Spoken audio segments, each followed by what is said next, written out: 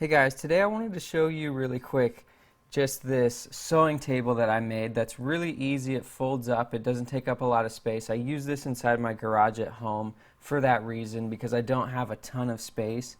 It's not the best designed sewing table you could ever work with, but I think it works really well for when you're tight on space and you need to be able to collapse down your table.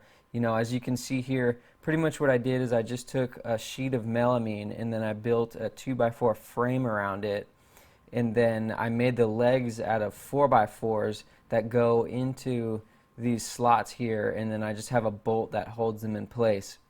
And then to make it so that it's portable and it folds up and rolls around nice and easy, I just built these extensions on a set of dollies that I got from Harbor Freight, and I'm able to just ratchet strap the table to these dollies, and it rolls around really nice and easy. It doesn't take up any space at all, and it's a really great table once it's all set up. It's really strong and sturdy. That's what I like about it. You know, you'll see some people, they use like ping pong tables and stuff like that, which also fold up and roll around, and that's a really great option, but the ping pong tables aren't really that sturdy, so that's why I wanted something like this where I can actually lean on it and get on top of it if I need to and put more heavy things on it like seats and stuff like that.